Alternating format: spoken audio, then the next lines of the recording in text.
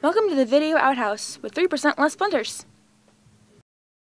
You maniac! You blew it up!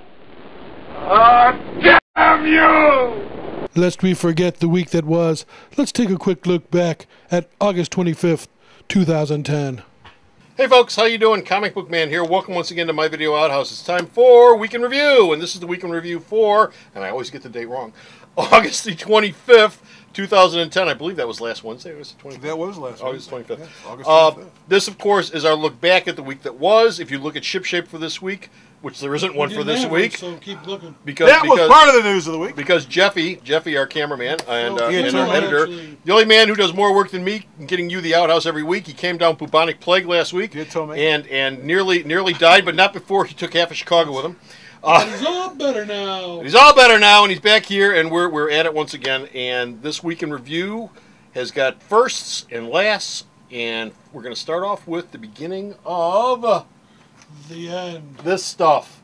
Curse of the Mutants came out in force this week. 3 new books. Actually, this is ongoing. It's a regular series.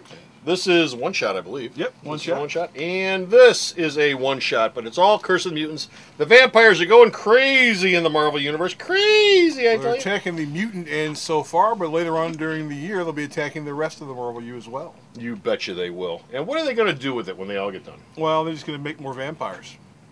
Tons and tons of Seems a vampires. little short-sighted. Vampire Nation. They're going to create a big, huge vampire nation. So it's like Because the vampires are tired of being ignored. So it's like Marvel Zombies, except with vampires With instead of vampires, zombies. Brilliant. You know, they bit Jubilee. Vampire. She is? What do they do Yes. when they run out of people? She's going to be a to eat? vampire. Well, vampires never think that far ahead. Okay.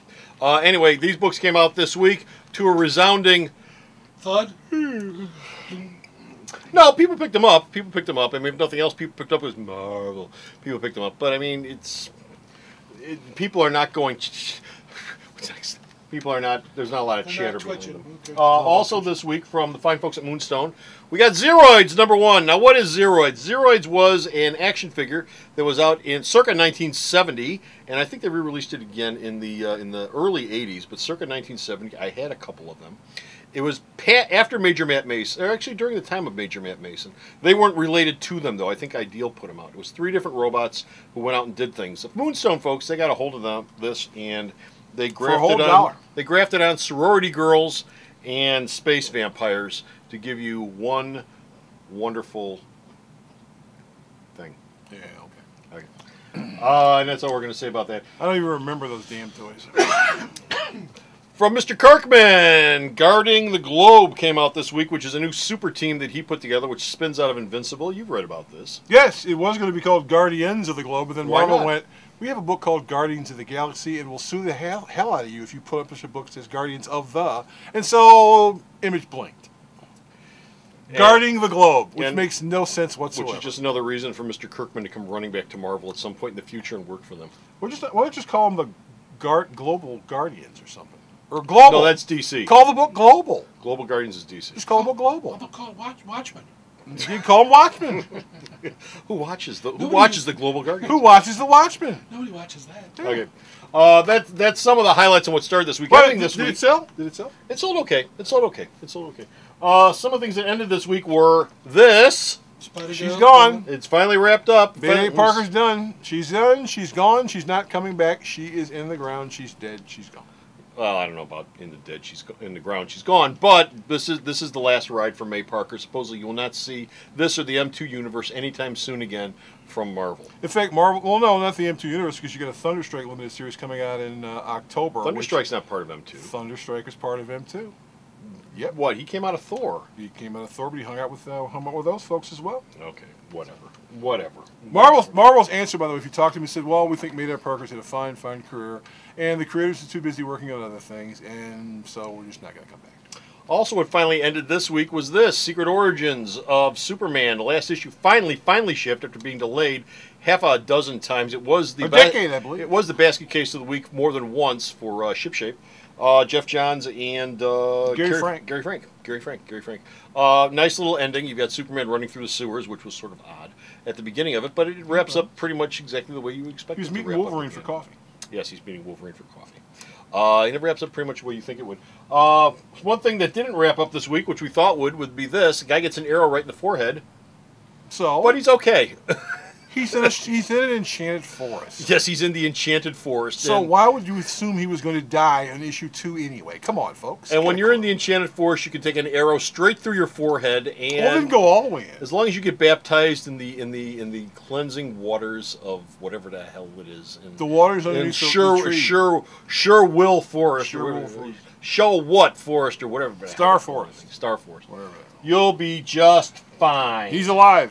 I'm Also- still not a big fan of the art of that book. I think the art's kind of lackluster. Also this week, Wonder Woman continued from J. Michael Straczynski. We found out more about what was going on with Wonder Woman and why she was trapped in time. And Why? you have to read the book to find that out. I I'm not can't gonna read the give book. I don't have time. You got it back there. You're going to buy it. in a little You're bit. trapped in time.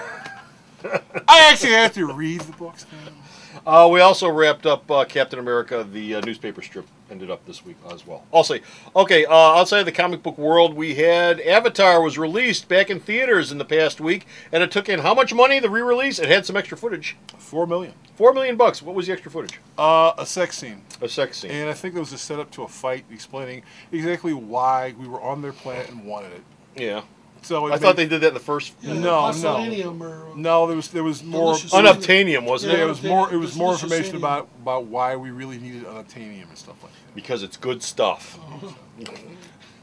And it made a whole $4 million bucks. Makes our egg rolls taste So the better. question I have is, it cost them money to strike the prints. It cost them money to put that new segment back in the film. It cost them money to ship these prints out.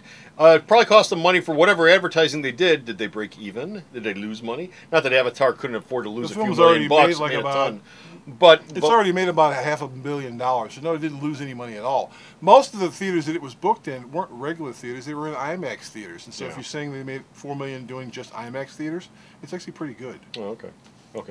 Also, this week it was announced that Blockbuster Video will be filing Chapter 11 bankruptcy in September to reorganize. And what do you think about that? Well, you got to the point now where you don't have to leave your house to go to the video store anyway. If you're like me, and you got Comcast. If a movie comes out on DVD, if I hit a button on my remote, I can order it and watch it at home, and I don't have to leave. I don't even have to get dressed. I can buy my own food. I can do whatever I want to do. You also get people who go into red boxes. They pick it up, they drop it off. There's no specific time, or they mail Netflix mail stuff to you. So the fact that you have to walk into a video store at this point now, kind of pointless. One of the plans that Blockbuster has, this Chapter 11 reorganization they're doing, is a pretty standard out-of-the-box prepackaged reorganization they're doing. There's nothing really odd about it. One of their plans that they're planning on doing is Blockbuster Red Boxes at some point, and Blockbuster Online, just like Netflix, getting videos once they come out of this on the other end of it. So we'll see what happens. Also this week, Bryan Singer in the media news announced that X-Men First Class is going to be taking place in 1962 It's taking place in the 60s. He's basically doing with President Kennedy. JFK as president. It's the beginning of the mutants. He also announced that the Magneto movie, which they were going to do to set up Magneto's origin, isn't necessary because they're going to deal with that in the film. So no Magneto movie. The X-Men will be wearing the blue and yellow costumes. Cyclops is in it. Jean Grey's not in it. The Beast is not in it. This is Who is in it? early days. Sebastian Shaw. Sebastian Shaw is in it. Bryan Singer actually finally revealed, because we knew Kevin Bacon was cast as the villain, but nobody would say exactly who he was playing. He's playing Sebastian Shaw. We also found out that Mad Men's January Jones is playing, I believe she's playing the White Queen. So this is the Hellfire Club. This is the Hellfire Club will be involved. It'll be showing how the team got together, and they'll be wearing the regular old-fashioned baggy yellow and blue uniforms. Now, they're working on the script. They had to rewrite part of the script because Inception had a sequence where you're going into the dream world. Yeah. That was in the X-Men First Class script. So that was taken. So he said, okay, we got to take this out. Okay. In the movie, one of the things they're planning on doing is drawing a parallel between Malcolm X and Martin Luther King and their relationship in the 60s to Magneto's relationship to Professor X. So Right. They're going to work together to form the group, and then before the film's over with, they're going to basically be on opposing sides. Yeah, on opposing sides. Last story we have is a death, which we'll cover. You can read more of or hear more of in Wrestling News, but we want to mention it here. Luna Vachon passed away this week. She passed away in her 40s. She was found dead in her mother's house on Friday the 27th. Vachon had issues in her past. She was bipolar. She went to WWE rehab a couple times. She had just recently lost everything she owned in a house that she lived in Florida, was a which fire, right? burnt to the ground. So that's what she was living in her mom's house. But she was found, I think, by her mom that morning, and there's no foul play expected in her death. She just died. And the autopsy report, I think, is going to be in Sunday. Okay. Our condolences go out to the Vachon family. You can hear more about that in Wrestling News. And that's it for the week. This is the week that was. You can check out more stuff, though, at the store's website, whether it's wrestling news or MMA news or media news or comic news or shipping or whatever. And the store's website is at www.myalternatereality.com. Can I have my iPod back now? So go to the store's website, check it all out. Until next time, this is Comic Book Man. And Bo. And that is the week that was. Bye! The Video Outhouse is brought to you by some of the finest people willing to work for free. This is a list of some of them.